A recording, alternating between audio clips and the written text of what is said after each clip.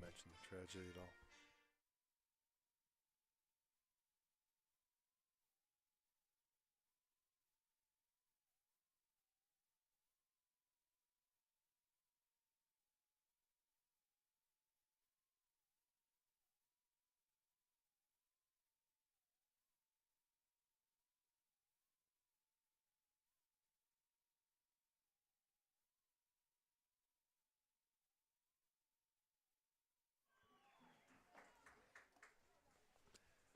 And welcome to the Dembski Sports Complex on the campus of Canisius College for today's second of the doubleheader for the Monsignor Martin Boys Lacrosse semifinal championships.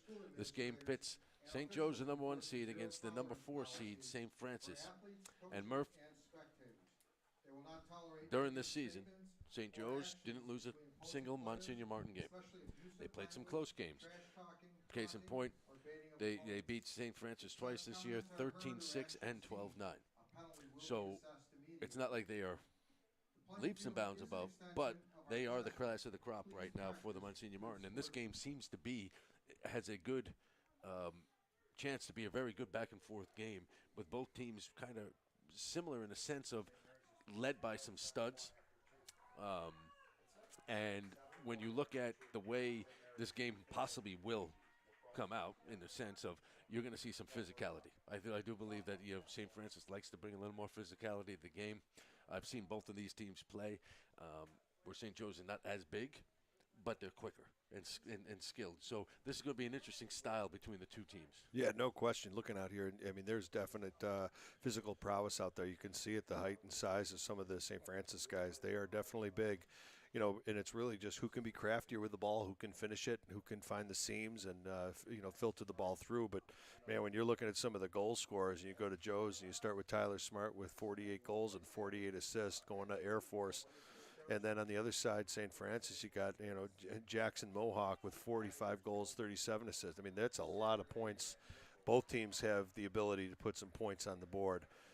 It comes down again to the basic fundamentals in our game. This is the face-off, goaltending, and, how do you control the ball up and down the field? Can you clear it with accuracy and maintain possession? So, these teams are going to go at it, and whoever wins this one will face Nichols in the championship game on Wednesday, May 25th, here at Canisius.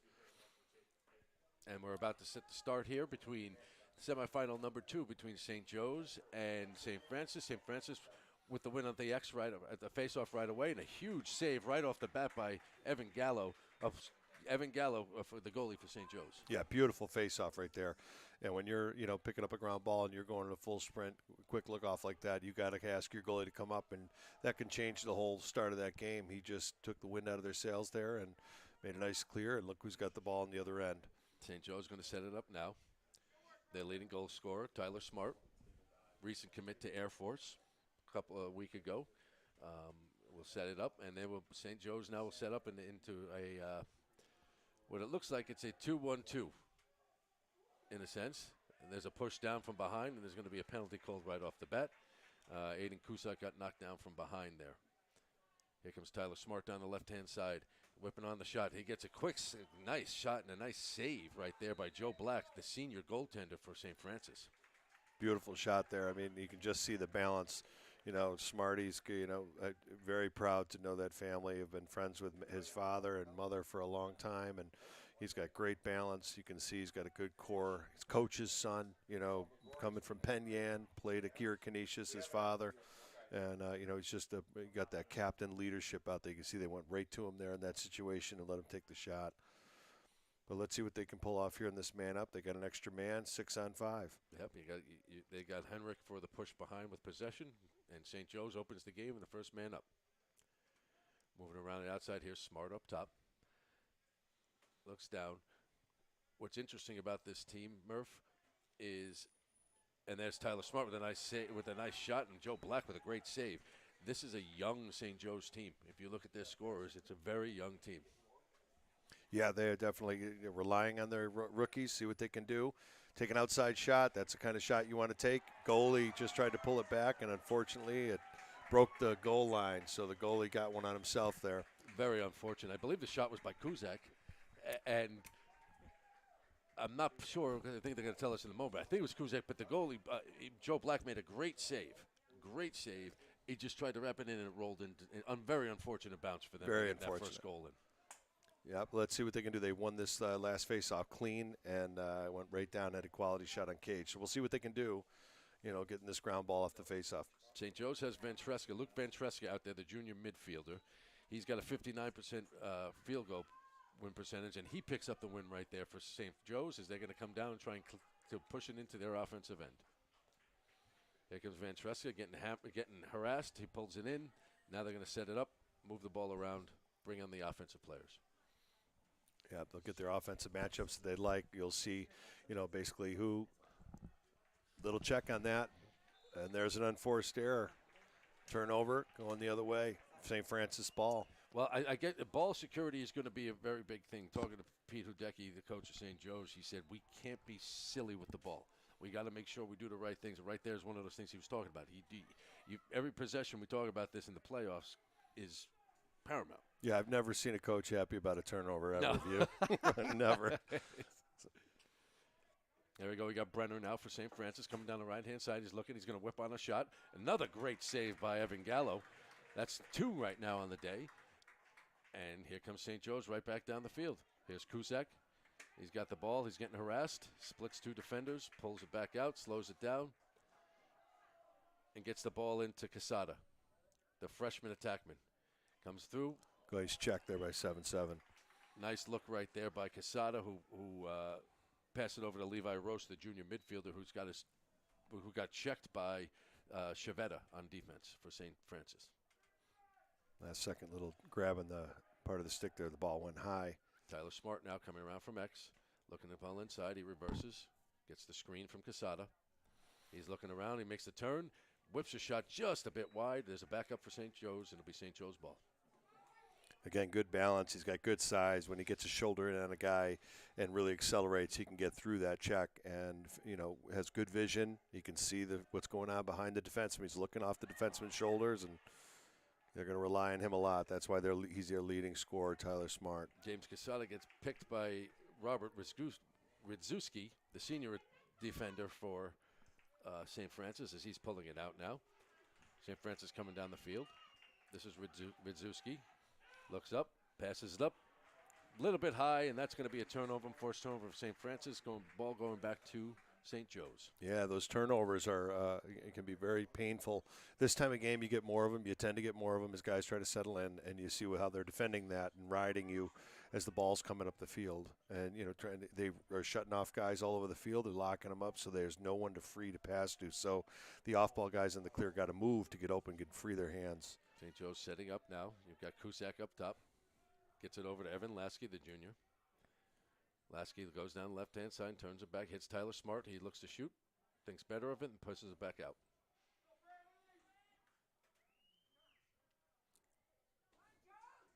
St. Joe's looking around. They're doing the probing now.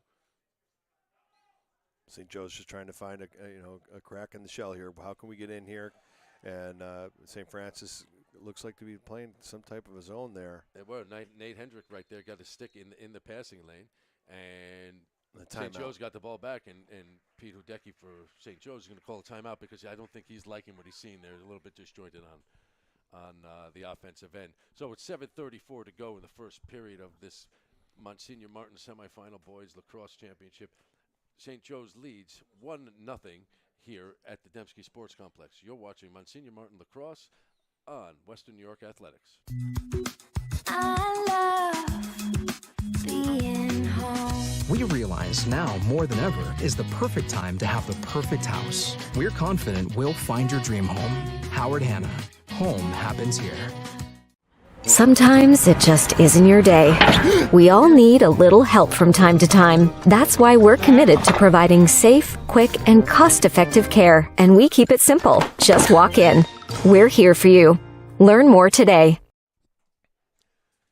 And welcome back to the Dembski Sports Complex on the campus of Canisius College for this game number 2 of our doubleheader between St. Joe's and St. Francis in the semifinals in the Monsignor Martin Boys Lacrosse League, where St. Joe's has jumped out to a 1-0 lead with 7:34 to go in the first quarter.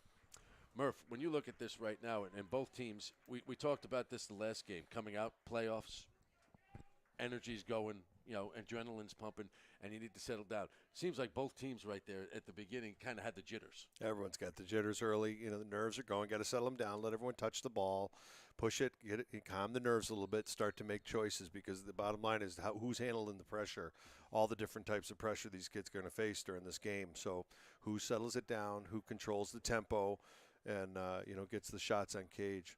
And right now, you got some high quality shooters here. Number 23 again, father Matt Smart, but Tyler Smart, and they're going to have to contain these guys outside. They got to find the weak link, and there might be the opportunity. The short stick, beat him inside, quick finish. There it is. That's James Casada, the freshman attackman for St. Joe's, who has 32 goals and 15 assists with a nifty move on the inside, and that's going to put St. Joe's up 2-0 here in the first quarter with 7:07 to go.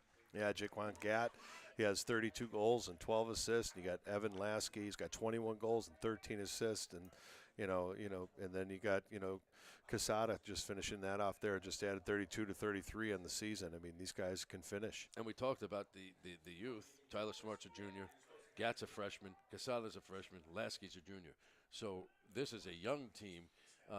Somewhat inexperienced in a sense, so I know that was a concern coming into the game for St. Joe's about the just rising to the level of the competition during the playoffs. Yeah, I mean it's a playoff. It's all about bragging rights, right? In the city, you want to say we did it in Buffalo, but you want to say you're number one in Montesino Martin. So all these teams, this is what they gun for, and again, one team advances, one doesn't. So the intensity of the game will continue to rise as we get closer to that final few minutes of the game here. So. St. Francis gets the beneficiary of a push behind the back. They have the ball, trying to clear it out now. Struggling to clear it. That's Luca Rota, and they're having a hard time. St. Joe's is really extending the pressure out at this moment. Ball kicks over to Brennan. There it is. Brennan looks up. Oh, a little errant pass. He got checked on the pass, but there's Rooney. Rooney with the shot, and a beautiful save by Evan Gallo once again. And guys are jumping in the crease. Gallo screaming to have a play called, but he comes away with the ball, and he's going to lead the break. Yeah, that was pretty entertaining to watch, actually. Bodies flying everywhere there. Tyler Smart with the ball now over the midfield line. He's going to bring it down the right-hand side. He says he's going to look to shoot. Comes on the inside, spin move. Behind the back, just missed, and I believe he's going to get He wants checked. that one back. Checked. Yeah, he got checked around the head, so it went off a little bit. St. Joe's was there for the backup, but it's not going to matter because there's a penalty. And that's what a player like Smart does for you. He gets in there, draws a penalty, takes some hits, and get that shot off at the same time. It could have been a goal. They've got number 33, Brendan Matthews for St. Francis on the slash on that. So they are going to be a man up once again for the second time now, St. Joe's, in this game, with a 2-0 lead with 6 minutes to go now in this first quarter.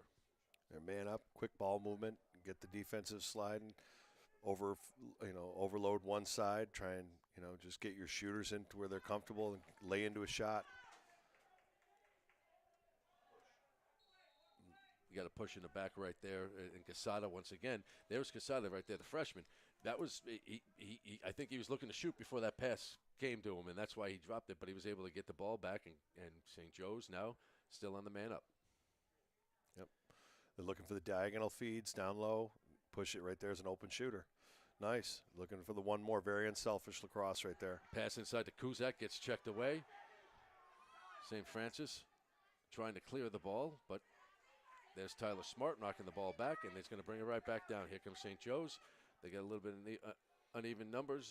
Good job by 2-8 there to make sure they keep that stick up field, not let him turn inside, but my ends up turning and getting it.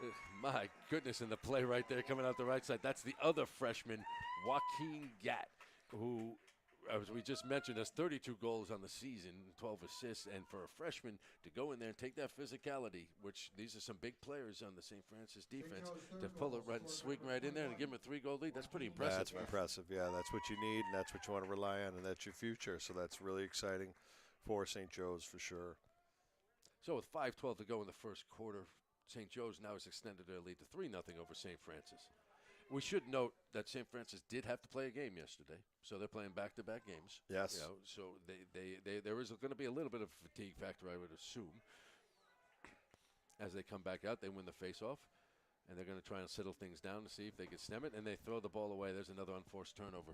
Yeah, those just get under your skin. You can't do anything about it. Once it's a turnover, it's a turnover. It's in the other team's stick. That possession is critical, and right now you need that ball so you can finish one off here and get some wind in your sails. It seems to be that the pressure on the ride from St. Joe's, even when they come across midfield, is causing some problems for St. Francis. Yeah, they're locking off guys. No one's free. When you're looking upfield and you're trying to feed it and you're getting wailed on, by a guy's defensive stick, you want to get rid of it. And when you don't have anyone to get rid of it, that's when you start making poor choices. Increase the pressure, you'll tend to see more turnovers. All right, St. Joe's setting up right now. You've got Vogel up on top there. He gets it over to Cusack, Gabe Cusack. The younger of the Cusack brothers. He's a junior. He swings it around, gets it down to X.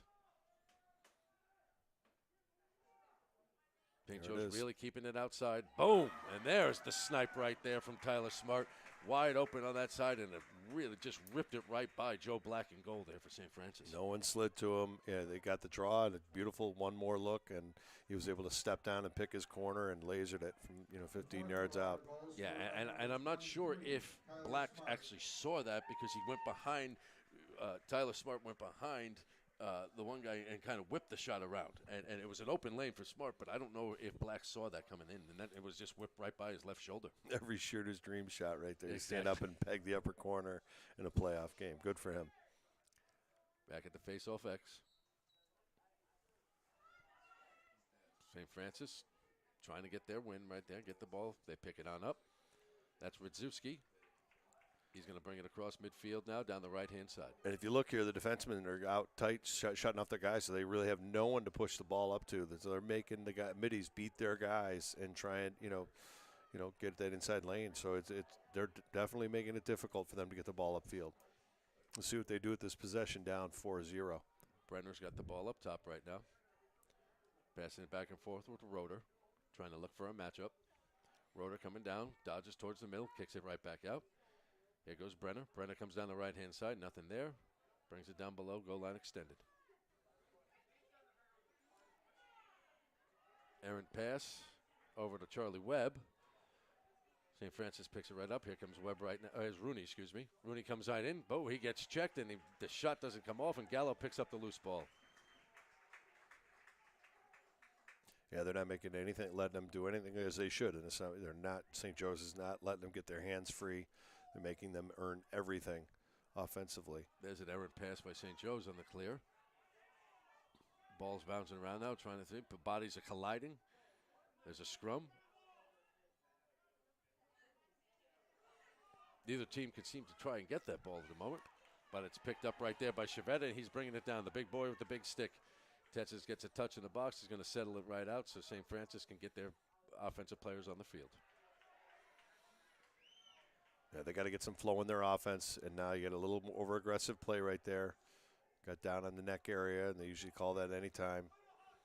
So you get a free possession right now for St. Francis. This is Roeder coming down the right side. He comes back towards the middle, looking left. Nothing there. Pulls it back out. Zarowski now for St. Francis. He's going to bring it down behind the cage. Someone's got to beat someone here. Looking off ball. What's that off ball movement doing? There it is. Push it. One more. Rooney trying to come on the inside. He splits his dodge, dives, and he goes with a shot and a nice save by Evan Gallo right there. And the rest are having a 30-second hold. No, that's the hold from before. Before, probably, yeah. The hold. Well, from there's before. 2 flags then.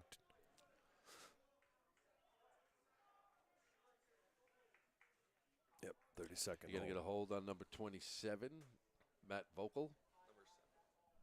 Excuse me, on number 7, Jimmy Shaw. So St. Francis will be on the man up for the first time today. Yeah, this would be nice thing to punch one here with just under 2 minutes remaining in the first. Trailing 4-0. They're trying to get their first goal on the board. St. Francis swing, skip shot. A little bit too much for Radzewski to handle, but ball's down on the ground. St. Francis picks it up. I mean, there's pressure everywhere. You can feel that pressure. Charlie Rooney. Desperation. And yes. Yep. And that was tremendous defense by Alex Polisotto, who the St. Bonaventure commit, who will be playing at St. Bonaventure next year for the long pole. What a year for Bonnie's, huh? Incredible get ECIC going into the championship. Just a year, you know, so happy for all the seniors that committed to that program, and everything they pulled off this year was amazing. Yeah, man, you got two St. Joe's players that are going. Evan Gallo, when he graduates, will be going to play goalie as well for St. Bonaventure, and Coach Randy Mearns. Yeah, ironic to be here at Canisius, where Randy was for years, and all the commitment to the programs in the local areas and the high schools, and it's great that he's able to stay here in Western New York with all that Canadian connection, right? Here comes St. Joe's once again, coming from X. They look for Smart. Smart Nice. takes a jump shot, and an easy shot and goal right there by Tyler Smart.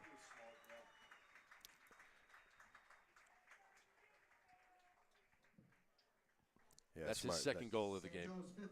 Yeah, just a nice step down. I mean, they're looking for him coming off that tie. He rolled in off the top and just hands free, and you can't let him have his hands free. You got to know where he is at all times because he can bury it.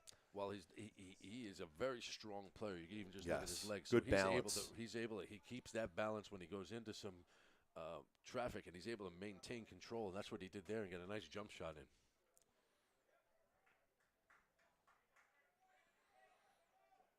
This is where St. Francis is going to have to come up with some wins off this ground ball. Off the wings have got to really help out here. Gabe Kushera gets it over, maintains possession. See what Joe's does. They don't have to hold back here. They can go. Nope. There's Quesada once again, the freshman. He's going behind. He's guarded by Busquet for St. Francis. Staying right on him. He's not letting him do too much. He's trying to get some body contact, trying to feel where he's playing him. Nothing there. Kicks it out up top to Smart. Smart kicks it over to Cusack. Cusack makes a drive down the right-hand side. He's going to wind up, try and take the shot, right through the 5-hole right there of Joe Black at St. Francis. And just like that, St. Joe's is now up 6-0 here in the first quarter with 11.8 seconds to go. Yeah, the only thing they can do right now is just get a face-off, kill this off, get to the sideline, new second quarter, and chip away. That's what they've got to do is just win the face-offs, make the saves, and the turnovers are really hurting them. And St. Joe's is putting good pressure on it when they're trying to clear it up the field, so nothing is coming easy. With a late 11.8 seconds left here in this first quarter, you have St. Joe's 6, St. Francis nothing. Here comes the face-off. Once again, you've got Roeder for St. Francis. Ball's on the ground, trying to get it. Somebody's trying to get it. Picked up right there by Latore for St. Joe's, and he was going to bring it down, and that'll be the end of the quarter. As we're here at the Dembski Sports Complex, where at the end of one, St. Joe's leads St. Francis 6-0 in Monsignor Martin semifinal game number 2 of today here. So you are watching Monsignor Martin lacrosse on Western New York Athletics. When you're ready to buy a home, start with a visit to howardhanna.com. You can find new listings before they appear anywhere else and refine your search for immediate notifications of similar properties. Plus, get pre-qualified to make your offer stronger and connect with a local Howard Hanna agent who knows your area and how to close the deal. So when you're ready to buy, visit howardhanna.com and find your home fast. I love being home. Logistics Plus is a global transportation provider headquartered in Erie, PA with locations worldwide, including right here in Western New York. Logistics Plus is consistently recognized as a fast-growing transportation and logistics company, great supply chain partner, top freight broker, leading project cargo manager, and a great place to work. With a strong passion for excellence, our 500-plus employees put the plus in logistics. Call our Buffalo office today for an efficient, personal approach for all of your transportation needs.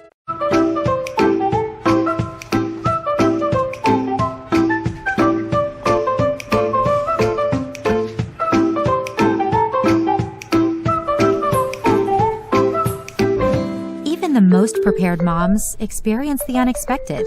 When you do, we're here for you. Western New York Immediate Care provides quick, quality care for non-emergent injuries and illnesses. Go to WNYImmediatecare.com for more information. And welcome back to the Dembski Sports Complex for quarter number 2 of this Monsignor Martin semifinal boys lacrosse game. St. Joe's jumped out to a 6-0 lead right off the bat in the first quarter, and St. Francis got a lot of work to have to do here to climb, uphill climb to get back into this game. Yeah, I mean, again, starts with the face-offs. Do they get possession? Right now, Joe's won that one. They've got possession here. And again, they've got to extend and put some pressure. Again, you said earlier that they played yesterday in the play-in. So, how much impact does that have on their legs today and some of the crispness of their decision-making, that can have an impact for sure.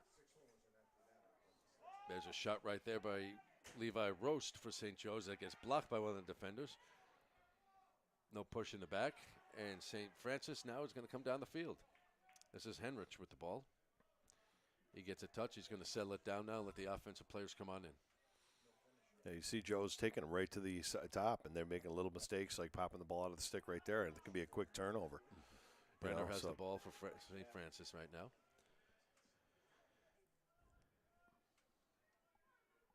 He's matched up with Gabe Kusek,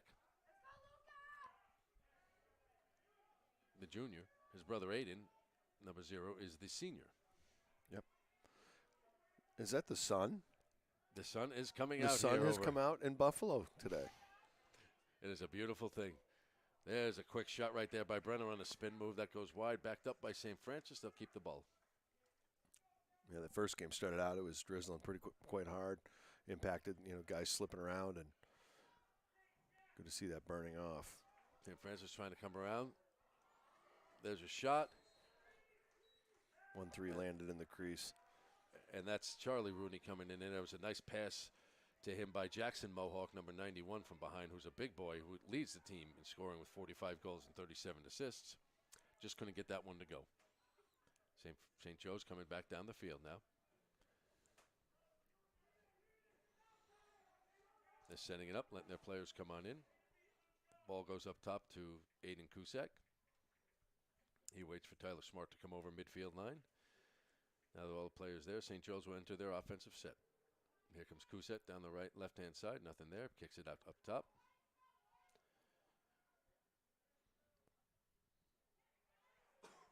Pass, errant pass by Tyler Smart. I think that was knocked down by Brennan Matthews, the defender for St. Francis, and St. Francis gets the turnover, and they come back down the field now.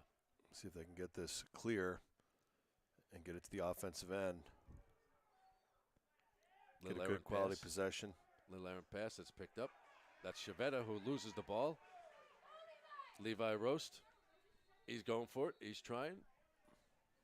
Failure to advance. So that'll be a turnover, and it'll be St. Joe's ball. Nice save. Levi Roast comes right in, and a great save by Joe Black that time. Yeah, clearing game in the high school can be challenging sometimes, but you definitely have to play this chess game all the way up the field and, maintain possession so you can have success on this side of the field. Once you get it here, obviously you balance, get your best players you can, try to find the mismatch here. Who's your short on short, and when you go against, the long pole like that, that's going to be the outcome. And there's a nice defensive play by St. Joe's. They bring it right back down the field, trying to get a play in there. Nothing there. Ball gets picked out, and Joe Black gets the ball looking to clear it now. He's getting harassed.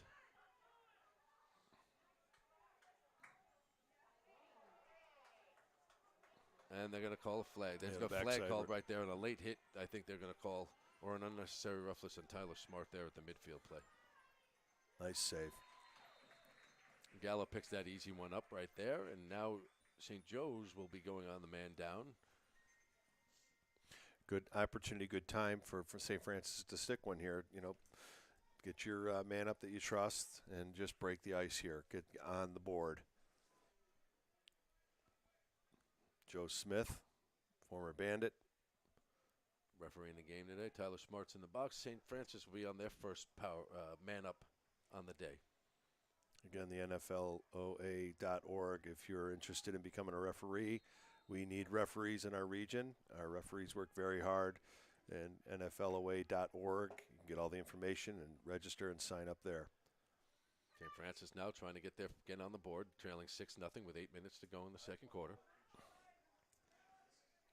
Good shot. Out pops up, and that's number 30, Chase Sullivan, with a rip from the right-hand side, left-hand side, yeah. excuse me, the left-hand side, and that one snuck by the right hip of Evan Gallo, and that gets St. Francis on the board. 6-1 now with 8:03 to go. Always as a coach, nice to see the high to low shot, to that lower corner. You scream it all the time, make the goalie come down and make a save. You put it to that outside corner right inside that pipe. You know, those are high percentage shot coming down. The goalie's got to adjust, and he's got it right past him there. One way to get the game changed here. They need more possession off this faceoff, though. Got to win the faceoffs. To note, St. Francis is doing a pretty good job on the faceoffs with this. It's not Pretty like they're even, losing pretty even everyone. right now. And there's a nice There you stand-up go. right in midfield, and St. Francis gets the ball back. This is Nate Hendrick. He's going to come down. Nice save. And that was a nifty little shot from Jackson Mohawk. He That just was. kind of he caught it and swooped it underneath. And Evan Gallo was right there for the save, though. He spotted it the He whole way. read that whole way. You correct there. He saw that. It was a nice save. St. Joe's setting up on offense. Penalty is over. They're now all even. Tyler Smart has the ball up top. Yeah, the 5-4 on faceoffs. St. Joe's, I believe, has the edge there, but pretty even. It's just a matter of what do you do in the clear, the unforced errors up and down the field. You're seeing a lot of pressure again on those clears, which has been impacting possession for St. Francis. St. Joe's has the ball. There's Joaquin Gatt, the freshman, behind now. Crafty little lefty. He's looking to turn inside. Nothing there. He's being guarded well on the crease. Nothing there, and he bit off a little more than true. He probably should have pulled away on that one, Murph. Yeah, he's saying he got him and held him down, so that gave possession back to Joe's. St. Joe's has the ball now. Here they go. They're going to move it back around. Here's Tyler Smart up top. He's going to look in. Nothing there. He's going to shift it down to the right-hand side, get it right back up top. St. Joe's is looking. They're being very patient now on offense. And there it is right there. The freshman, James Casada, ripping a shot from the left-hand side with a nice assist from Tyler Smart right there. That puts St. Joe's now up 7-1 with 6:27 to go in the second quarter. That's just letting the ball do the work for you. Just keep kind of drawing a guy as they keep swinging it. The guy loses a half a step, maybe a step, and eventually, if you're just selfless enough and pushing around, you're going to be able to step in and have a step down shot where you have a good quality amount of time to make a good decision as a shooter. In that situation, he just pegged the upper far corner. So with 6:27 to go in the second quarter, St. Joe's has taken a 7-1 lead over St. Francis. Face off. Both teams going for the ground ball. I think that makes them even right there. Picked That's up by St. Francis win. Yep, picked up by Roder. He splits the defense. He comes right in. He's got Push a it lane to the through. goal. He's going to take a shot and just whips it just left. But what a play by Evan Gallo, who came out of the goal and dove to get the backup there for St. Joe's. Yeah, that's a tight call, but he reacted immediately and dove out of the cage. We saw that a bunch this year at Bonaventure with Dobson, one of the best goalies in the country. Mm-hmm. And what a pleasure to watch him. What a career he's had now going to the PLL from Bonnie's. That's saying something right there. That's a statement. And, boy, he was a pleasure to watch play. Yes, he was. Yes, he was. It'll be even pleasure now to watch him in the professional leagues. Yeah. Well, it was great to see that program so excited. Bonnie's made huge steps this year, and then, to see him make the PLL and see the celebration. Oh, man, that was fun to watch. Good stuff for Western So New happy York. for Mernsey and Bonnie's and everything that's going on down there, making Western New York proud. St. Joe's looking. Here comes Tyler Smart, and he rips another shot up top right between the legs of Joe Black, and just like that, St. Joe's now with the hat trick by Tyler Smart leads with 5:25 to go in the second quarter, 8-1 over St. Francis. Yeah, you got to stop the bleed here somehow. You got to change something up, do something. I mean, they're just bringing it here, and their gunners are shooting. And again, it's a possession and timing, and you got to make something happen now if you're St. Francis. Yeah, and it's the turnovers are hurting St. Francis at this moment. As we talked about, the faceoffs have been fairly equal. It's the turnovers that they've been having where they're throwing the ball away or getting a silly push or something or hold that is really kind of tilting the tables towards St. Joe's for their possession time. Yeah, they're not going to pull back. I mean, this is semifinals. You're getting ready to play in a championship game. So, no one's holding back or pulling back at any time here. Got to be ready to play. St. Joe's setting up. This is Evan Lasky, the junior, coming down the middle. Nothing there. He's going to pull it out wide. Reset, kick the ball up top to Kusek. Kusek, guarded by Gordon. Dodges right, nothing there. Slide comes to help. He's looking. St. Joe's is doing a lot of keeping the ball up top with their midfield, and they're having a lot of success with it during this game. Yeah, they're just finding the matchups and bigger, stronger, faster. Who can beat who? And when someone beats someone, you either get the shot if they don't slide, or you're pushing it off and just draw and dump. That's the basic, principles of lacrosse. Beat someone, find the open guy, look through. Wiley Pottle right there with a nice shot and a good save by Joe Black that time. Yeah, he needs, the guys in front of him got to help him out here. Pottle working around. He gives it up top to Cusack. Cusack's going to look inside. He's going to wind up, look for a shot. Nothing there. A little contact, puts it down to X. And he's strategically, as a coach, you're St. Joe's. You can just be patient, take your time. You don't have a shot clock to contend with. Like right there, hit that diagonal, and just keep the ball moving and just look for your layup. But you want to possess the ball, not turn it over, and just let that clock keep ticking. That was Wiley Pottle right there on the shot again, backed up by St. Joe's, and they'll have the ball. Here comes Quesada trying to come on the inside, doing one of those moves. We saw him do one of those nifty moves earlier for a goal. Good Shot save by Cusack. Good save by Black. Loose ball picked up by St. Joe's. They reset. Coming from back on the outside, that's Latore. Excuse me, that's Roast. And they're getting the offensive rebounds here. Yes. Every ground ball seems to be going their way in the offensive end. Long possession here. Going to be a very tired defense. Oh, Pottle looked to try and get a cut in Quesada, and the pass just got just off just a little bit, which results in a turnover. St. Francis will be bringing the ball down. It'll be interesting here, Murphy. We watch the pressure now that St. Joe's is putting on. When that ball comes up, they start to pack it in. They're not extending all the way out into the back. They're waiting to midfield, and they're going to go after it. No, they're putting the pressure on the goalie. It looks like when Black gets the ball, they're trying to make him make the error, make the mistake. And good hustle right there, going down. They got lucky. But that's what they're there. You see the soft ride, so the attack has dropped back to the midfield, the center of the field. They've got everyone locked off on the attack, so no one's really open upfield, and they're making them. They're forcing the ball into spaces where there's really no one open. Long pass down the field, gets it clear down to Jimmy Gordon, and at this point, we're going to get a timeout here on the field, and we're going to keep it here, Murph. With 2:45 to go in the second quarter, St. Joe's leads 8-1. So we just were talking about the face-offs, how they're even, correct? And so both teams, the possession time there is not coming from that. It's really on the unforced turnovers as we're looking at this right now from St. Francis, not backing up shots, a couple of different things. And so they're basically hurting themselves at the moment because of the pressure from St. Joe's.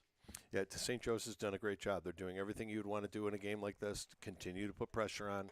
As the clock continues down, that corner pressure gets more intense, and they're going to try and force things that aren't necessarily there, and you're seeing that all over the field. They got the ball up here. Smart job by coach. Call a timeout. What are we going to do when we get the ball?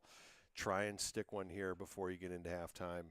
2:45 is a lot of time, so they have the opportunity here. They're not going to take that long. They got to go. When you're down 8-1, you've got to make something happen. But the unforced errors, like you said, is definitely choking their ability to have success and maintain possession on offense. Yeah, if you're St. Francis right now, I think you want to try and get that ball to Jackson Mohawk, your leading goal scorer. He's a big body. I mean, you look at him out on the field. They're doing a good job at denying him. He looks like a linebacker. So you want to get him that, but credit the defense of St. Joe's right now because they are really, really boxing him off and making it hard for him to even get a touch on the ball each offensive possession down the field. And you look, you got Brenner, you got Roeder, Rooney, and Rosowski. They've all got 20-plus goals. And there's another. And they need to step up, right? Another unforced turnover. It hurts. There. That's not what coach called a timeout for, right there. No. That'll drive you nuts if you're a coach, right there. That's kind of an understatement. That's why you got out of the business, right? Never got out. Took a pause. I like to think pause. it's a pause. Yeah. Glad to be here, though, I'll tell you. Here comes Gabe Cusack bringing around back for St. Joe's. Levi Roast now looking up top. Ball goes up top to Smart. Smart's going to dodge on Radzewski. Nothing there. Good job of powering that left side. Here comes Smart coming on the inside. Nothing there. Kicks it out back to X. Nice ball swinging around. Nice save right there by Black. Ball bounces out. But once again. Nifty little touch. Got to get the ground ball, though. St. Joe's is the first one to the ball. The ball is a scrum of the field. Then St. Francis picks it up. Notice there's pressure everywhere. When St. Francis is picking up the ball, there's just pressure coming everywhere. That's a nice look right there. Oh, and a beautiful save right there by Evan Gallo. That was great ball movement by St. Francis. Selfish play. Jackson Mohawk could have whipped that shot. He could have pulled the trigger. But he made a nice pass, but it was a great save. And I believe we're going to get a penalty right now on St. Joe's for a cross check. That's unfortunate they didn't bury that one. That would have been a really pretty goal. Goal's going on number 8. The cross check is going on number 18, Alex Polisoto, the Bonaventure commit, who will be playing next year at St. Bonaventure. Proud father, Jeff Palisoto, Canisius grad. One of the very first Canisius teams that was here. A lot of Western New York history down there. St. Francis now once again on the man up. They like this little hidden ball trick thing. Done it 3 times. Nice save. Coming on the inside, that was Robert Radzewski.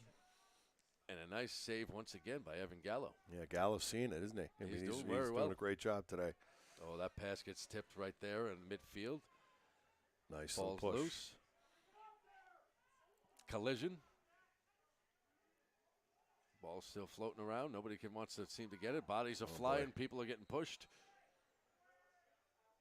And you got to get a push on St. Francis. It'll be St. Joe's ball. Brenner got a little excited there, it looked like, and gave a nice shove from the backside, number 1. Ooh, and a heavy check right there by St. Francis. Gets the ball right back. They're coming down. They have numbers. Finish. And there it is. There's the name we were trying to talk about. Get that ball to Jackson Mohawk. Right. And he's able to bury that behind the net. And it cuts the lead from now to 6, 8-2 in favor of St. Joe's. Yeah, just what we were talking about. We need that right before the half.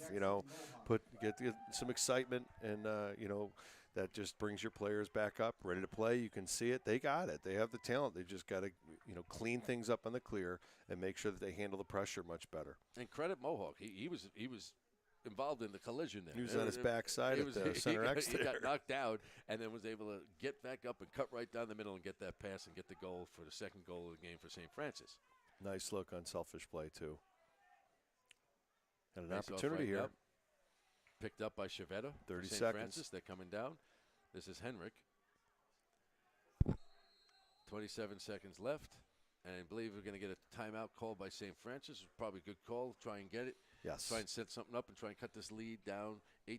So with that, with 26 seconds left in the second quarter, we're going to take a break with St. Joe's leading 8-2 over St. Francis. And you're watching Monsignor Martin Semifinal Championship Lacrosse on Western New York Athletics.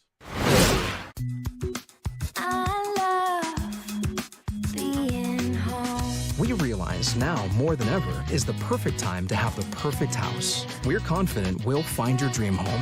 Howard Hanna. Home happens here. Sometimes it just isn't your day. We all need a little help from time to time. That's why we're committed to providing safe, quick, and cost-effective care. And we keep it simple. Just walk in. We're here for you. Learn more today. And welcome back to the Dembski Sports Complex on the campus of Canisius College for our semifinal number 2 today between St. Joe's and St. Francis, where St. Joe's is up 8-2 right now with 26 seconds left in this second quarter. And Murph, what we've seen so far is the story of the game, of what we could see, is the pressure on the defense from St. Joe's, making it very uncomfortable for St. Francis to do anything when they have the ball on the offensive end. You nailed it. I mean, St. Francis has got to handle that pressure. They're extending out of them, so you got to free your hands before that ball comes to you. They got to do a lot of extra work. And if they're not just going to give you the ball, so you got to zigzag or V-cut, get in and bust out so you have free hands. And if not, get out of the way so that guy running with the ball can clear through. But it's a team effort here. They're going to look for a last-second shot if they can get it. They got to double on the ball. Doubling the ball. They're not going to let them be comfortable. But St. Francis gets it out. Good check right there. Roder's trying to pick the ball back up for St. Francis. 10 seconds left. Nice. Kicks it right underneath. Nice check right there on Mohawk, who had the ball. He had it in scoring position, and the defense collapsed on him. I believe that was Polisoto. And the clock strikes 0 right now with St. Joe's taking an 8-2 lead over St. Francis into the halftime of this second of our doubleheader Monsignor Martin semifinal playoff game for boys lacrosse.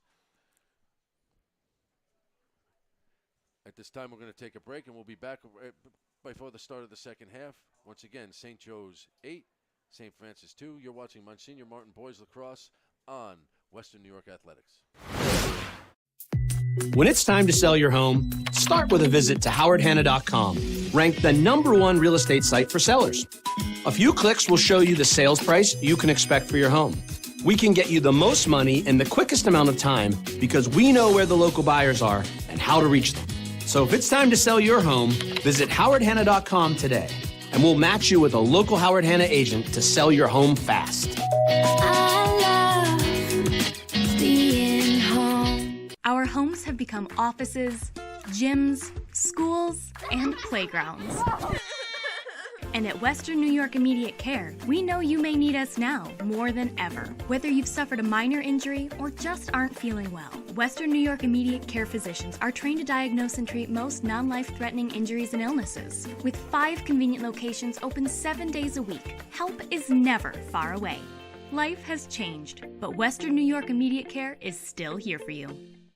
If you've been injured in an auto accident, large or small, call 681-4088. RES Physical Medicine and Rehab right away. If you are in pain or just sore, don't take chances. Call RES today and take advantage of their 24 to 48-hour appointment pledge. With no copays, RES will help navigate the confusing world of no-fault insurance with you, so you can concentrate on getting better. 681-4088. RES Physical Medicine and Rehab. The most important call you can make after an auto accident. 300 Level Media is a locally owned and operated multi-purpose media company right here in Western New York. You'll find us everywhere covering the Bills, Sabres, Buttes, Bisons, Big Four basketball, local college sports, and much more. Our staff offers a variety of media services, from video production, live event coverage, audio broadcasts, professional voiceovers, camera operation, and videography. Visit www.300levelmedia.com or give us a call at 716-427-2600. This is 300 Level Media. Does he do car? Forget about it. How about home? Forget about it. Does he get good rates? Forget about it. And you're saying there's no problem too big for this guy? Forget about it.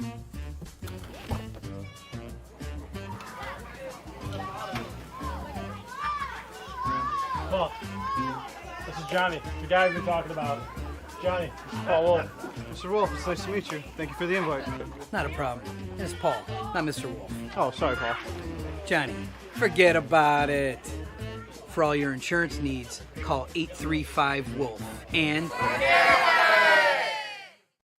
Logistics Plus is a global transportation in Erie, PA with locations worldwide, including right here in Western New York. Logistics Plus is consistently recognized as a fast-growing transportation and logistics company, great supply chain partner, top freight broker, leading project cargo manager, and a great place to work. With a strong passion for excellence, our 500-plus employees put the plus in logistics. Call our Buffalo office today for an efficient, personal approach for all of your transportation needs.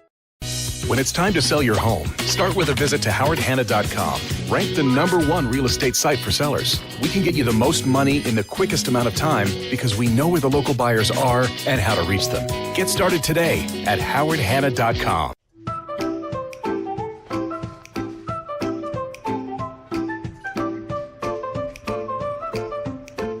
Even the most prepared moms experience the unexpected. When you do, we're here for you.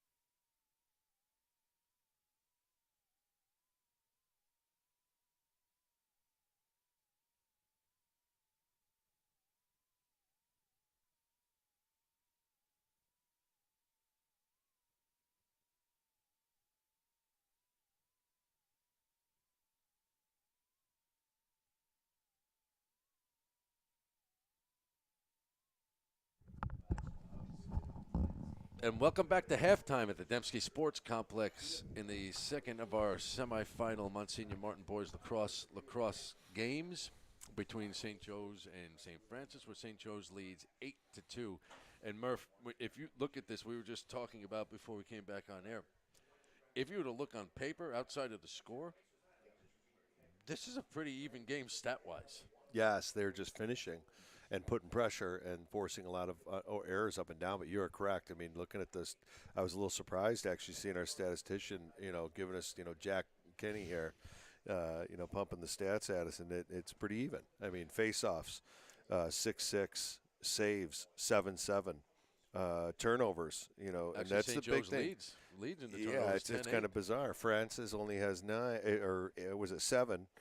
Excuse me, 8. Check that, and 10 for Joe's. So and then shots on cage, you see a bit of a difference there, but it's still up there. 21 shots. That's not necessarily on cage, but shots in general. So. Yeah, it's 14-8 shots on goal in favor of St. Joe's. Yeah, and so that makes a difference. It's one of those games where if you were following on a stat tracker, you can't figure it out. Right. But if you're watching it online, you're seeing that the defense is just not allowing, of St. Joe's is not allowing St. Francis to get any real flow.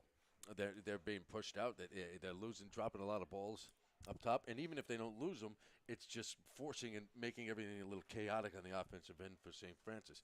So one of the things they're going to have to do is figure out, how to handle that pressure. Yeah, and how do you do that? What would you have if you were coaching St. Francis right now? What would you be looking at? Well, first I got to adjust what we're doing coming up the field. You may have to adjust, and you hope it. Coaching high school kids, one of the things in practice they don't necessarily like to do is the clears, rides, right? But it's such an important part of the game, and if you're not clearing properly, it can end up with bad possessions. In other words, now you're getting unsettled situations coming right back at your goalie, because you dropped it at a far side of the field, and you got 3 guys back, and all of a sudden there's a 5-on-4 coming at your goalie, or a 4-on-3 unsettled type scenarios, which is what we want to they want to reduce. So correct. If you look at the goal scoring, St. Joe's came out right out of the gate. Cusack got the first goal. Casada, Gat, and then Smart took over and took 2 goals back to back. Aiden Cusack, then put a goal in to combine with his brother. Yep. And then Casada added a second one, and then Smart added his third. Smart for the half has 3 goals and assists right off the bat. For St. Francis, the 2 goals are scored by Sullivan and Mohawk. And as we talked about, Mohawk's the one that St. Francis got to get that ball to a little bit more in a position for him to score, because he's a big body that can go in there and do some damage. Yeah, I mean, they have, again, you got 5 guys on their roster. You got Brenner, Roeder, Rooney, Rudzowski, and Mohawk. They are, the lowest goal scorer there is 20 goals, 15 assists. I mean, they've put goals in. So you got goal scorers here. They've got to, work for the one more, though.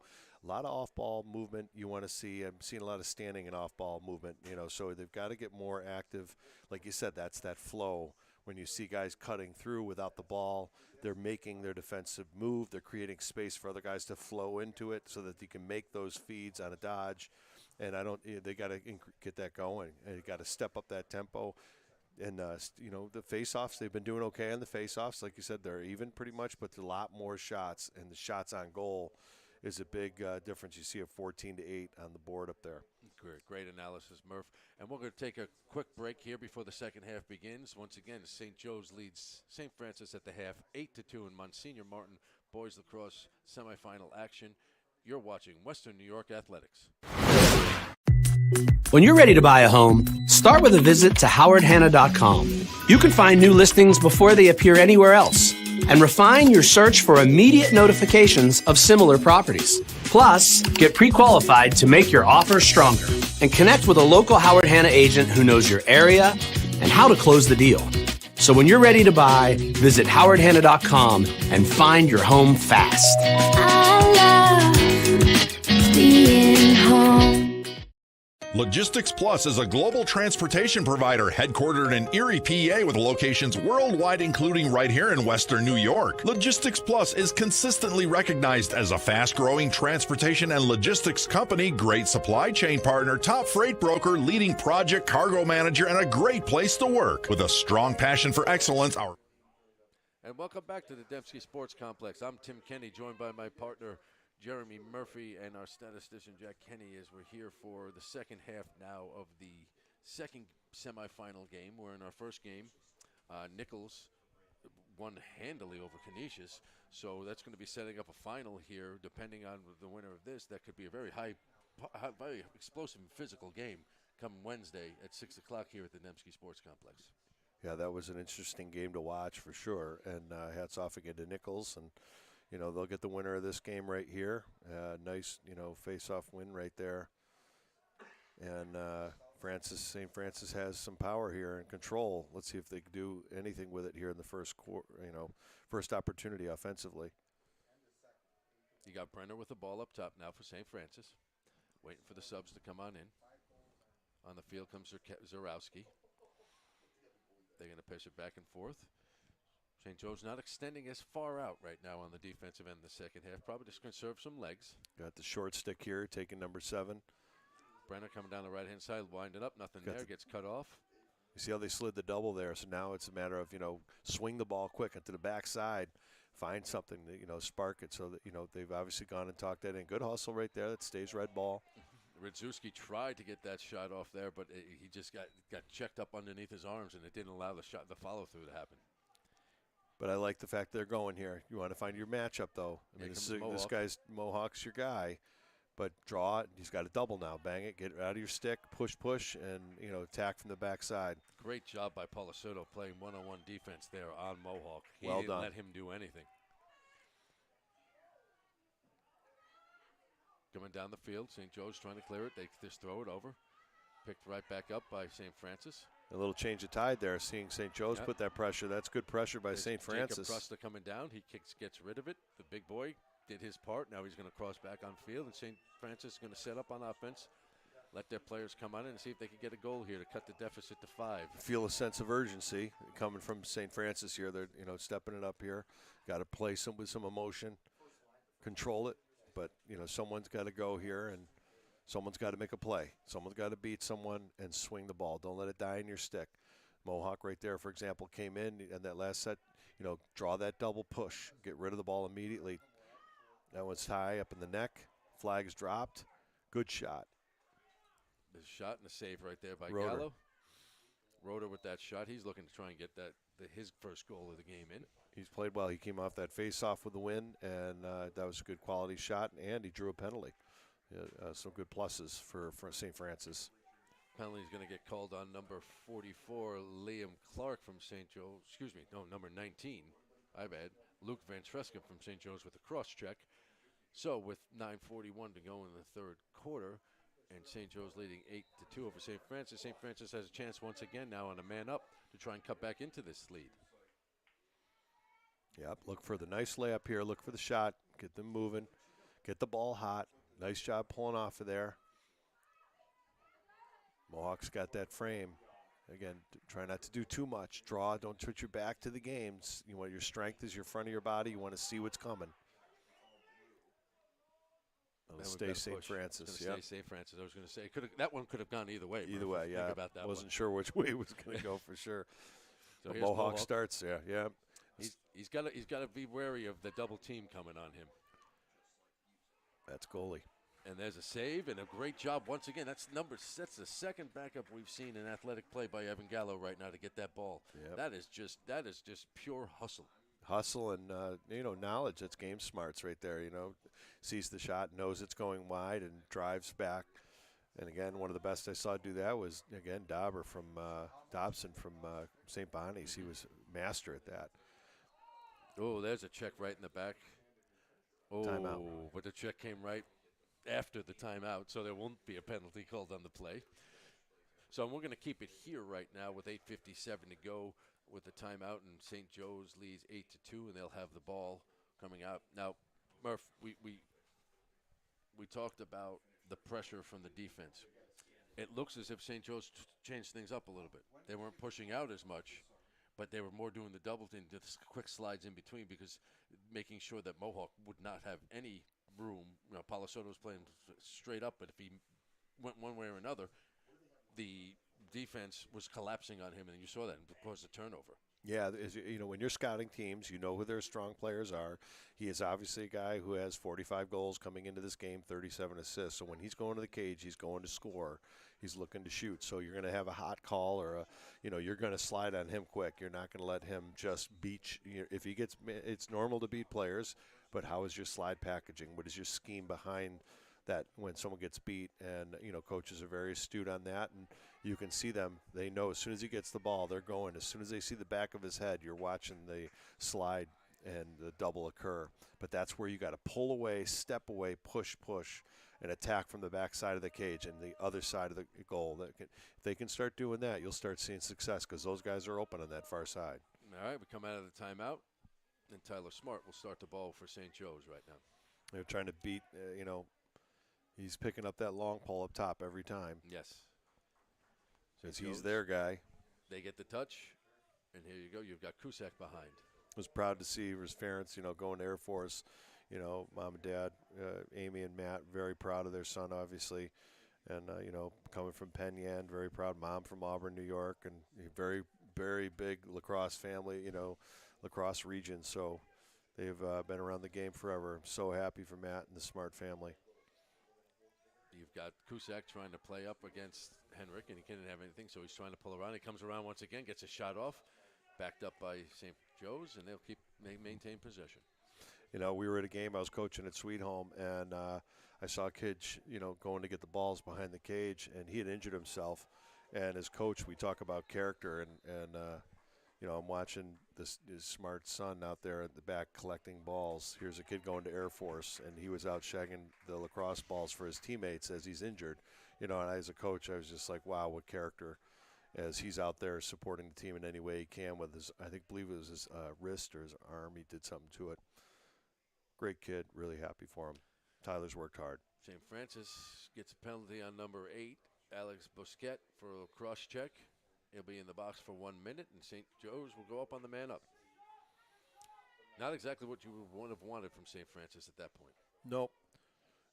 And here it comes again. There goes Smart once again, and that shot from outside has been on point, and he gets his 4th goal of the day. Tyler Smart with a rip from the top left past Joe Black. And with that, with 7:50 to go, the man-up goal puts St. Joe's up 9-2 over St. Francis here in the 3rd quarter. Yep, and there's your leader stepping up again. We've talked about him, and he's just the guy. He gets the ball, he's a threat. And if you notice, they're shooting from the hips down, and, it's tough to make those saves for any goalie. And especially if you get a step-down shot with an accurate shooter like Smart, it's just, it's very tough to stop. So a beautiful goal. St. Francis with the face-off win. They're coming right back down the field. This is Chivetta. Chivetta's going to look to shoot, nice and goal. He scores. The big dog comes down with the long pole and puts one right through. And a lot of the other players couldn't solve Gallo, but the big boy, Mr. Chivetta, came down the field and was able to put one in for St. Francis and stop the bleeding. Yeah, and the 7-7 comes down and just buries it. Good for him. Sam Chivetta. Remember that MAC playoff game in number 77. McDonald came down and buried that one, too, and started off the Bonnies in their championship game there.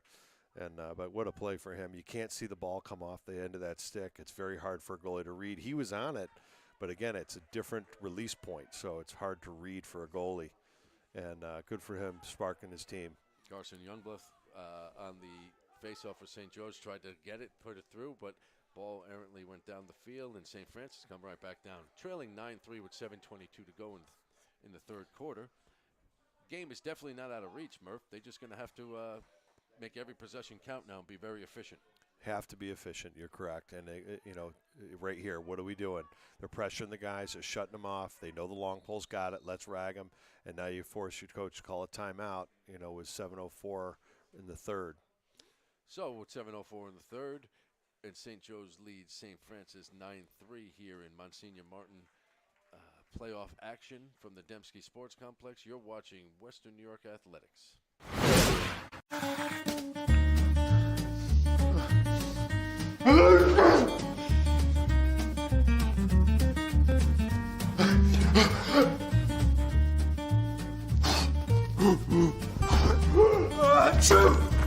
Avoiding care can lead to worse problems. Don't delay care. We're here for you. Western New York Immediate Care provides quick, quality care for non-emergent injuries and illnesses. Go to WNYImmediatecare.com for more information.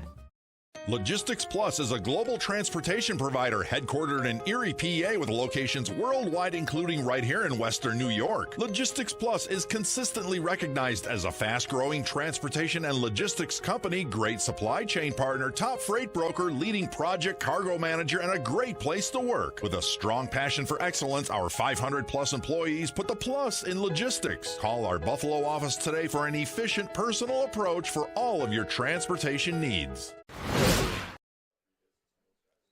And welcome back to the Dembski Sports Complex on the campus of Canisius College for today's second semifinal game between St. Joe's and St. Francis, where St. Joe's leads 9-3 with 7 minutes to go in the third. And Murph, one of the things we saw right there on that last play that caused the timeout, St. Joe's switched back to pressure and out. They didn't do that the last few times down the field. They switched it right back up. So they're doing a lot of different switches on defense. Yeah, so and it's different schemes work. So you're going to try new things. Coaching staffs, kind of plan and see what they can do. And, some things work. They may end up going right back to it. But they're extending out here. They're not, they're not holding back. They're making them score. They're making them play. But when you stretch a guy like this, if he takes him from the top and he's beat, that causes a long slide. And now you got some wide passing lanes to push that ball through. Brenner working but someone's got to beat someone. I mean, someone right now, the defense right there, you got a double right there. Push it. Get rid of it.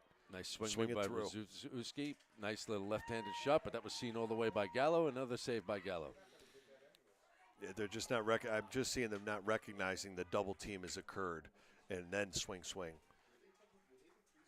You got Sebastian Latore. He was getting hacked all the way down, and he was able to maintain control. Tries to push it inside to Luca Race. Not there, and St. Francis is going to come right back down now. See, there's the pressure. How do you handle that pressure coming up the field in a playoff game? That's a really important possession right there. Because right now they've got to open that door. Right now they need 4 up on that board and just keep chipping away. Keep playing, keep chipping away. Don't stop. And but again, the pressure St. Joe's is putting back on by extending out is making that difference. I wouldn't pull back on that if I was St. Joe's. And Francis is trying to keep Cervetta all the way out there to try and lock off Tyler Smart at the moment. But here's a beautiful move right now by Cusack. He comes on in and gets slashed, and the goal. Gets run by another one by Joe Black right there, and that with that goal, St. Joe's now leads 10-3 with 5:33 to go in the third quarter. Yeah, he just took an inside step. Cusack was able to finish that. Good for him. That was a nice little move there. And just finish it. I think he was surprised he was got around the guy. I think he was surprised there was no slide in front of him. And but he did. He got it past the goalie. He got a second goal on the day. Did Aiden Cusack, and it was a nice nifty move, which puts St. Joe's up 10-3 now with 5:33 to go. Ball's at the face-off. Roeder's getting that bounce. Got to get the wing guys. Got to get in there and win this ball for him. Nice job. He's been working hard in there on that face-off. He won the very first one in this half. He's trying to give him some inspiration. You can see it. 6 on the inside, and he pulls it and let him eat. You know what? He did all the work. He might as well get that on an assistant goal right there by Luca Roeder to come right back down with a lefty snipe from about 15 yards out, which now makes the score 10-4. St. Joe's leading St. Francis, but that's a good sign if you're St. Francis right there. That there's still some life left there. There's plenty of lacrosse to play that they could chip away at this 6-goal lead. Yeah, there's the beauty of our game, isn't it? I mean, anything can happen, and you can pop 3-4 goals real quick. So, if they've got to keep winning the faceoffs. Yeah, that's where Luca Roeder is going to be very key. The goal scorer right there. He's been doing it. We talked about that they've been even. Great individual effort. Got to come up with a ground ball, though. Good play. Good ride. They're playing riding. Aggressive. They're riding. That's Jefferson Long coming out there after getting knocked down, maintaining possession and kicking it over. Good job right there by the freshman midfielder. Yeah, you got to give Jefferson a lot of credit. Long, got popped. He jumped right back up, right back into play, and finished the clear after that. Good for him. Hats off. Offense comes on the field now for St. Joe's. Tyler Smart's got the ball up top. He puts it up to Aiden Cusack, who just scored a second goal of the game just before. Looking down.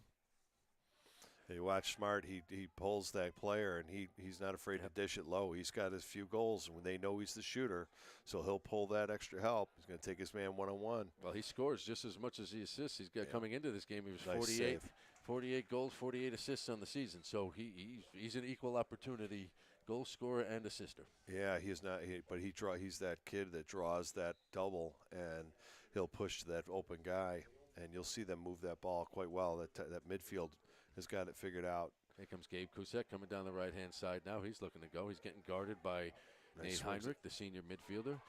Pass gets picked off right there by his number 77, Chavetta, who scored a goal for St. Francis coming down. He's going to look around. He's going to try and set it up, and he forces a pass right back to the middle, and that gets intercepted by Kusek, who takes it back over midfield. That's the part that's frustrating if you're a coach. He did a great job making that play. Now he's behind the play. Kusek tries to slip it inside there to Quesada, and that gets intercepted by Zarowski, who kicks it right in. St. Francis now looking to clear the ball. Good hustle by Zarowski right there. Ball gets up to Heinrich. He gets a touch. He's going to pull it back out. And a quasi-bounce pass over. They need to just get themselves organized here. I think he touched it in. Yeah, I think there was a mistake on the referee. He claimed we saw Kuz. He touched it in. Touched in there. So they corrected it. That's what they do. Correct. Good set of officials. We're all human. We make mistakes. Do we? Yeah, we do. We definitely do. That's one to grow on.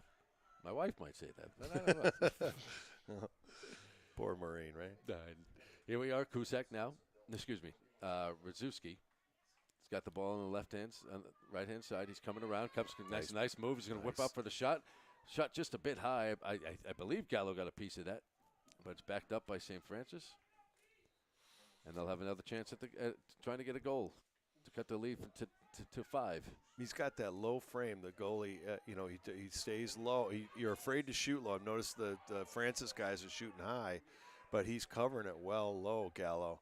And as a shooter, you're like, you kind of question for a second. You kind of hesitate. You can't hesitate. You got to know where you're putting it and just put it in high to low. I'm thinking an outside bouncer might be, an outside bouncer might. He goes down on those low ones, but he has been picking them off today. St. Francis gets the ball back.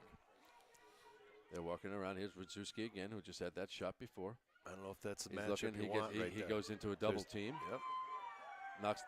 St. Joe's knocks the ball away, but St. Francis was able to regain possession with Brenner getting the ball up top. Here's your short sticks play. It looks like they're going to try and take these two, which they should, and take these guys right to the cage. Brenner goes around the right side, fakes the pass, comes around looking for a shot. Looks like an inside pass. Tough pass going over to Rooney. Couldn't handle it, and the ball gets turned over, and out comes Gallo with the ball down the field. Running up the field, looking for somebody to pass to.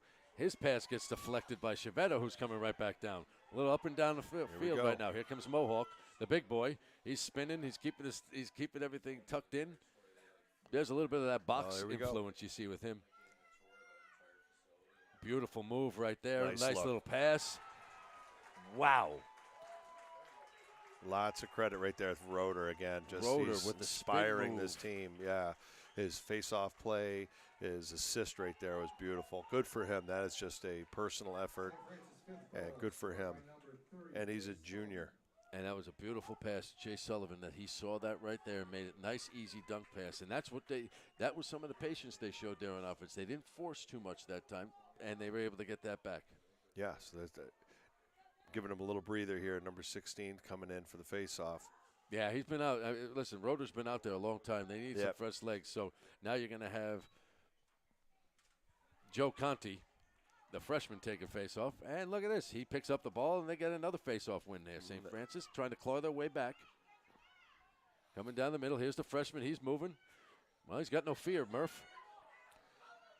This time of year, you need players to come in to give those guys a breather and not hurt you. And that was a big win right there. That was good for them. Look at this look. Coming down, looking down. What a save. What a save Beautiful by save. Evan Gallo right there on Robert Radzewski, who came in and had a beautiful shot, and Gallo took it right off of his shaft and saw it the whole way. Just bounced and ricocheted out. St. Francis able to get the ball back and maintain possession. They got that nice offensive recovery there. That's a big one. They got 48 seconds here. Let's see what they can do. I mean, if they stick that one, it's 10-6 game. It's a whole new fourth quarter. Trailing 10-5 right now. 40 seconds left in this quarter. Got an opportunity. And right Here in the hands Roeder. of 2-2. Roeder's coming around. He takes a left-handed shot. Tries to sneak it through. Gallo saw it the whole way. He's going to clear it out quick. St. Joe's trying to come down. Still Pass got can't 30 be seconds. brought in by Clark. St. Joe's gets it back. Oh, boy, he's playing incredible. I mean, he's just been doing everything. He's gassed, though. He's gassed. He's tired. Yeah. You could tell. Right there, that's what we tell coaches. We tell kids, come to the ball, come to the ball.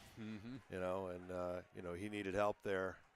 That was an opportunity to get to the cage. And right now, those are the opportunities that Wayne here. You're down 5 going into the fourth. Evan Gallo throws it down. St. Francis throw it back. And at the end of 3, how about here Gallo? at the Dempsey Sports Complex, we've got the St. Joe's Marauders 10 against St. Francis with 5. And there is the story, Murph, in a sense of chipping back in a little bit. We chip back into this game. But St. Francis got a lot of work to do going into this fourth quarter. Yeah, and they've got the opportunities in front. I mean, they've had their opportunities. They've just haven't been able to capitalize. But they were there. I mean, Gallo just made a huge save going into, if this is 10-6, that was a big save right there. And I can't believe he flowed into that on the ground. I think that if I'm St. Francis, I'm telling my shooters to start, takes those outside bounce shots, shoot low to the pipes. They've been putting a medium waist high up, and he's all over it. But he goes down. When he goes down, that top area is somewhat open. But he has just been the answer for St. Joe's. So we're going to take a break right now, heading into the fourth quarter with St. Joe's leading St. Francis 10-5 here in Monsignor Martin lacrosse action. You're watching Western New York Athletics. I love being home. We realize now more than ever is the perfect time to have the perfect house. We're confident we'll find your dream home. Howard Hanna. Home happens here. Sometimes it just isn't your day. We all need a little help from time to time. That's why we're committed to providing safe, quick, and cost-effective care. And we keep it simple. Just walk in. We're here for you. Learn more today. And welcome back to the Dempsey Sports Complex on the campus of Canisius College for this semifinal matchup between St. Joe's and St. Francis and Monsignor Martin boys lacrosse, where St. Joe's leads 10-5 at the end of 3 quarters. St. Joe's comes right back out and wins the face-off right off the way. And Murph, we were looking at some of the numbers right off the bat. What stood out to you in that third quarter? Well, I think when you really look at it, Jack Kinney slid across our desk here, the statistician over here. There were 7 turnovers St. Joe's, produced in that quarter. That changed the vibe of the game a little bit. If they can, maintain possession and not throw it away here. I mean, you got a ball game, but if they continue to throw that ball away and have those unforced errors, that can change everything. Ball For gets away example, from Smart right there, and here comes Conti, the freshman, once again coming down, trying to hit the ball. He gets stood up in midfield. Ball gets lost, picked up by Cusack for St. Joe's. He'll bring it down and try and get a touch. It just popped out of his stick as he was cradling. Ball gets worked around. Now that's Gatt, the freshman. He has 1 goal on the day. Yeah, I mean, again, now the strategy for St. Joe's is you're sitting on a 5-goal lead, so you're going to just keep attacking, and if you get a quality opportunity, take it. If not, maintain possession and kill the clock. And again, we simply, at this level in high school, you have to advance the gauge. You can get a stalling call, but there is no shot clock. So the possession, St. Joe's can just, kill this game out. So, St. Francis has to get aggressive here. They have to step up and make enforced turnovers. St. Joe's looking up. Here's Cusack coming down the right-hand side. Looking for nothing there. He turns around, swings it back to Smart up top. Smart looks, comes down the side, takes a right-handed shot. Ball goes out, backed up by Roast.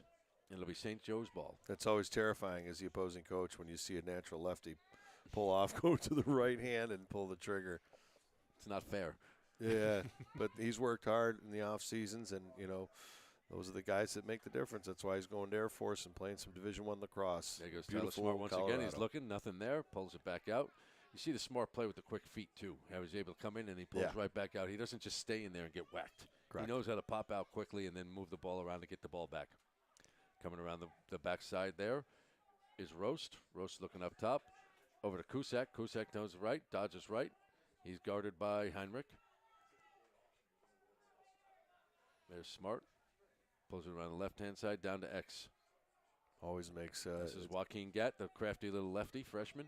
He's trying to pull inside. Nothing there, nothing there. He gets double teamed. He slips and falls. And they're going to call a slash, I believe.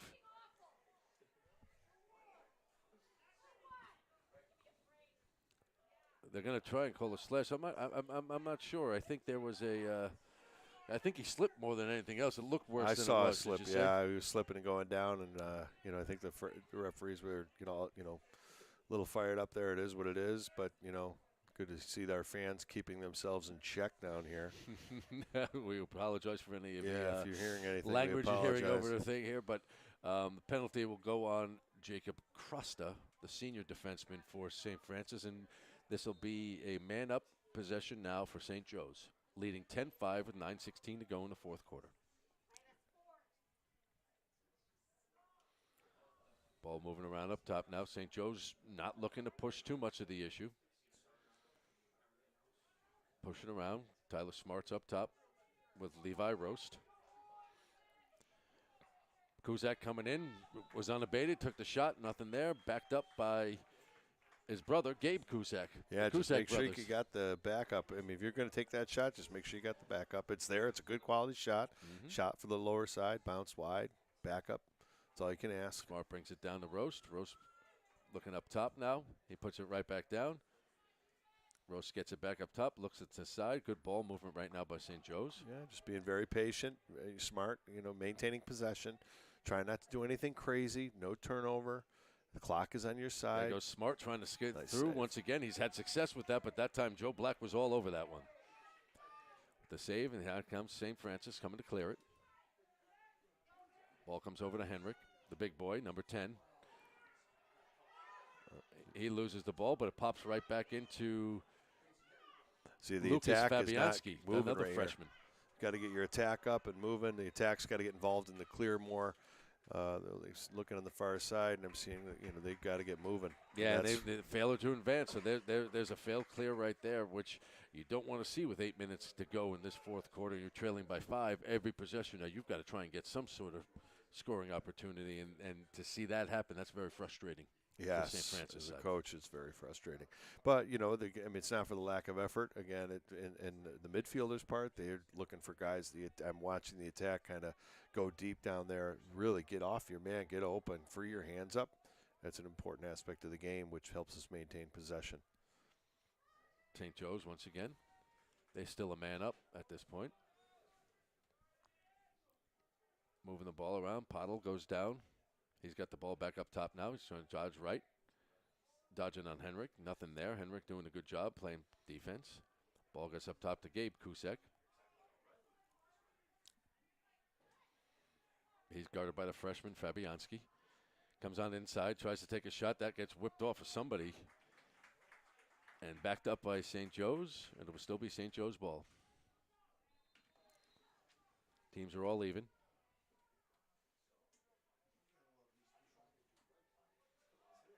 Ball gets popped out. Nice pickup right there by St. Francis. But Lucas Fabianski he could not hold on to that ball. It's a good, once again, what you like to use the hockey term, the forecheck that they use on that.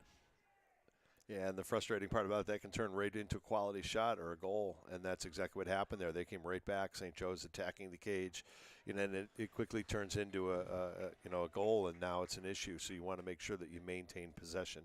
And they aren't peeling away from the save and going out wide. They're trying to go up the middle. I think they roll back and hit the outside guy, get up the field a little more successfully. And with the timeout on the field, with 6:40 to go, and St. Joe's leads St. Francis 10-5, you're watching Monsignor Martin boys lacrosse here on Western New York Athletics. I love being home. We realize now more than ever is the perfect time to have the perfect house. We're confident we'll find your dream home. Howard Hanna. Home happens here. Sometimes it just isn't your day. We all need a little help from time to time. That's why we're committed to providing safe, quick, and cost-effective care. And we keep it simple. Just walk in. We're here for you. Learn more today. And welcome back to the Dembski Sports Complex on the campus of Canisius College for this Monsignor Martin semifinal matchup between St. Joe's and St. Francis. And Murph, 6 minutes, 40 seconds to go, 5-goal deficit, definitely not insurmountable. However, St. Francis has got to be able to get that ball out and clear it, and they've been having a little bit of trouble just lately and not getting that chance to get down to the other side of the field and get those goals to chip into this lead. That's it, yes. It's been, and right now the clock is your enemy, so you need possession, and you've got to be able to stick one here. They've got to go, and you're kind of in go mode, and St. Joe's can just pull the ball outside, make them chase, and if you beat someone way outside and stretched out to that sideline, that makes for a long slide and some very big passing lanes, which is very dangerous, which could kind of finish off the game.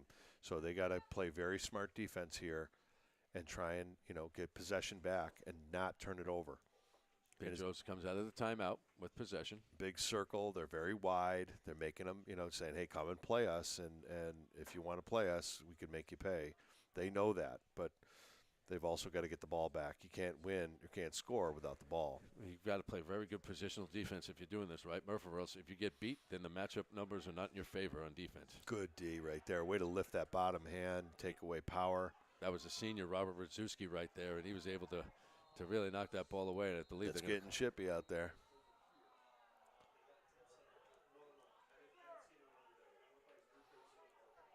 It's getting chippy, and I think they're going to call St. Joe's on the push right there. But you're right, Murph.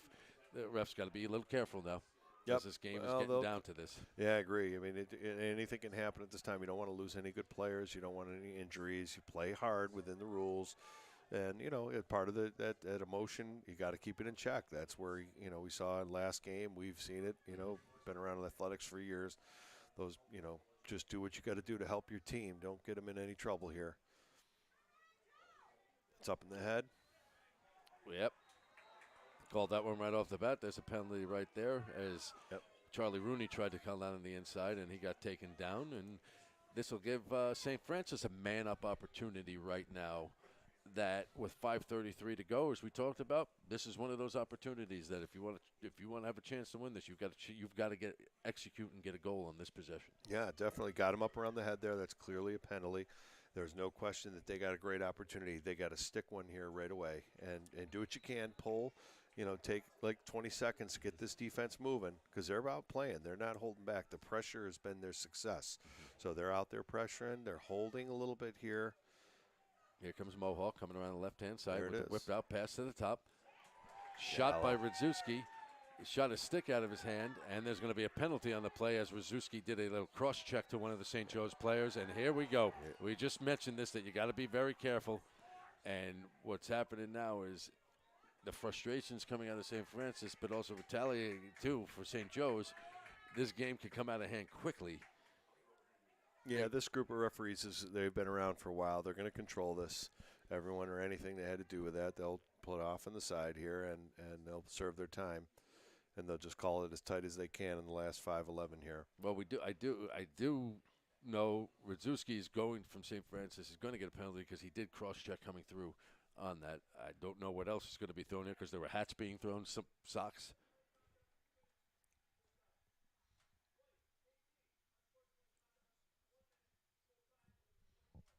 Yep, a couple unsportsmanlike conducts. Got a 2-minute against St. Francis and a 1 minute against Canisius.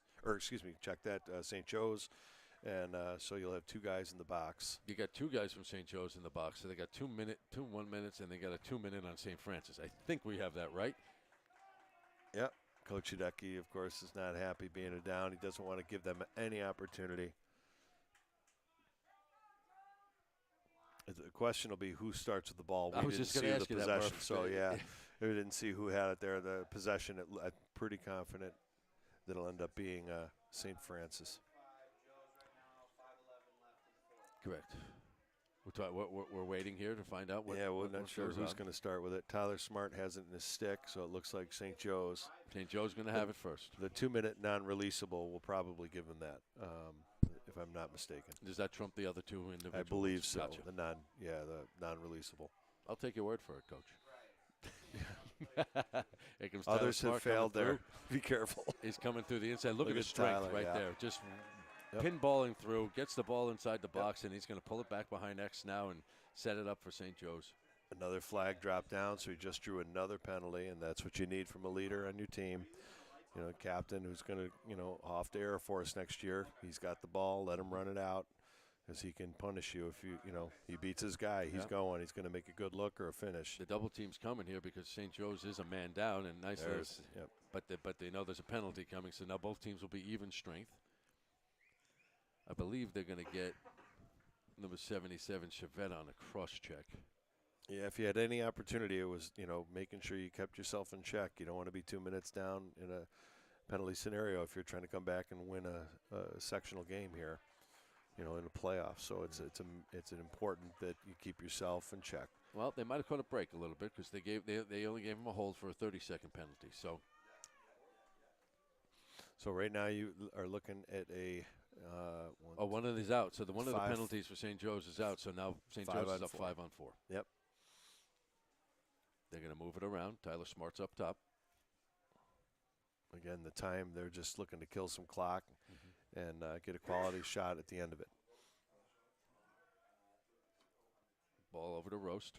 Roast looks down to Gat. Gat puts it back up to Roast.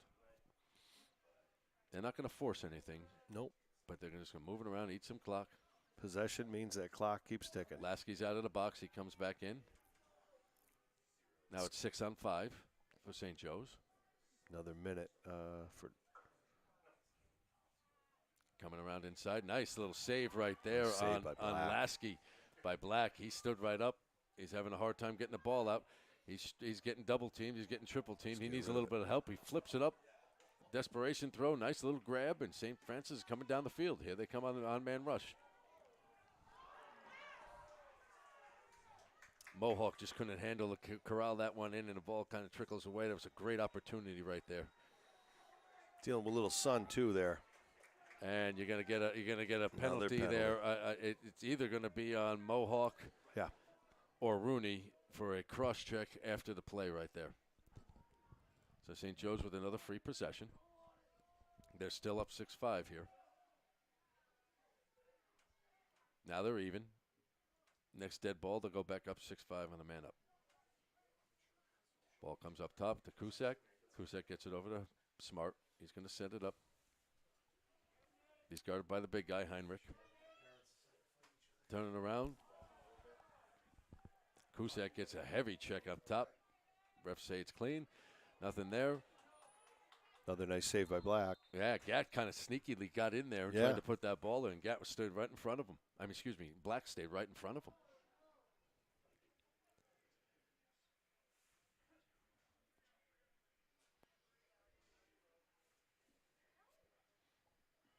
Now we'll see who the penalty they called on down there.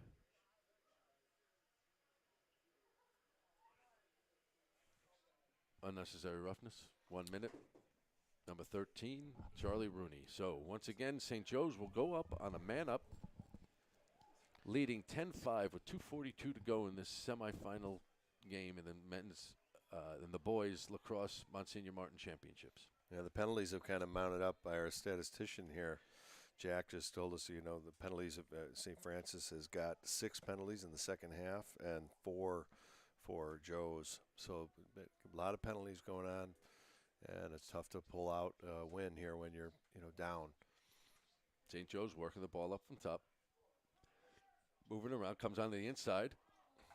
And there's Lasky with the shot. When was the last time Joe scored?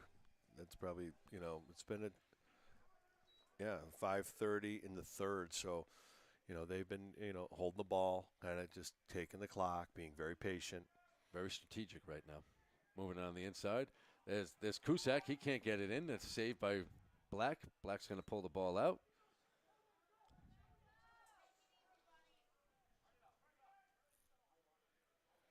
St. Francis trying to clear the ball now. They're still down a man. Got to get it to a short stick. They can get some wheels here. They have been having trouble. Get that far side, 7-7, you know. Oh, no, he got hit. Going into traffic. Got lucky there. Lucky bounce. Matthews, yep, he's got to get rid of that ball, get up. A lot of long pulls. Get it to your short. That's a high hit. Ref's going to, yep, there's a penalty right there. Another penalty for St. Joe's.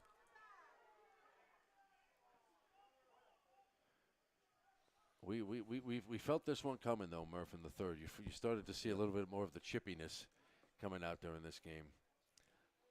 And the refs have done a very good job. They're calling it and containing it, but, you know, there's only so much you can do when these plays start to happen.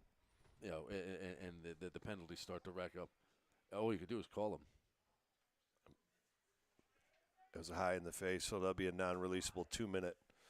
So right now, you know, for the remainder of the game, they're going to have an extra man. St. Francis will be man up here. With 1:34 to go and trailing 10-5, they'll be a man up for the rest of this game. Not out of the realm of possibility, but it's going to be very hard. Yeah, it's definitely, you know, the probabilities are there, but, you know, you got to get out there, rip one, win a face-off, and get right back at it. But your probabilities are obviously pretty tight. Yeah, I believe they've called a timeout here on the field, and we'll keep it here with 1:34 to go in the fourth. St. Joe's is going to come on out and be on a man down. I believe they're going to be man down. They'll be man down. They'll be man down, and St. Joe's and St. Francis now find some spots. See if you can get a quick score right away. You've been winning on the face-off, so get back in, get a face-off. You never know, but you really have to work quickly now, and you don't want to force it, but you got to have a lot of urgency. Got to play with urgency and efficiency here. Get it to your shooter, let it fly. Moving the ball around. Here's Brenner up top. Gets it over to Rooney. Rooney brings it down. Here's Roeder trying to get in. He's got a couple of goals on the day. Kicks it right up. There's a shot. Red. Backed up by St. Francis. Good ball movement right there. Good shot, and it's a good shot by Brenner. You know, time is not your friend right now. You got to get those shots off, and you've backed up and get another chance. This is what they're going to be able to do. So St. Francis bringing the ball back. Looking around, there's Roeder. Roeder's going to look to swipe. Yeah. Shot, and he snipes one right over the stick side. Yeah, Roeder's been inspirational this game. He's done a couple nice things. That's why you go from that side. Who's the hot hand right now? Who are you going to go with? And number 22 comes up right there. That was a pretty goal. Yeah. Yep, the junior midfielder, who's also the face-off guy, and so he's going to stay on. Yep, he's got to win a face-off now. He's got to win a face-off. There's 1:09 left. He's down 4. Once again, not insurmountable, but you have to be able to win that face-off right away and get it down and score. And remember, St. Joe's is locked in, so you're a man up again. Yep, got to win this face-off. It's a big one. Get it, attack as fast as you can.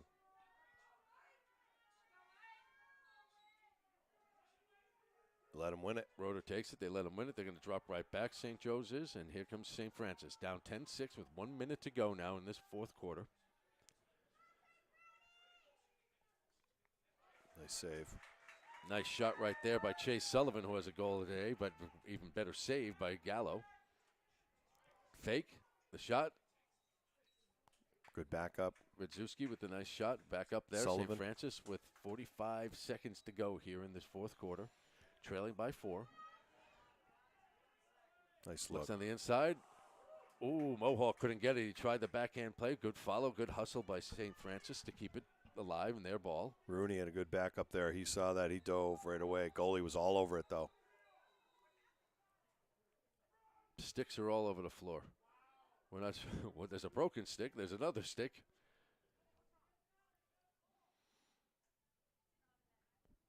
They're just going to clear the field, it looks like. Yep.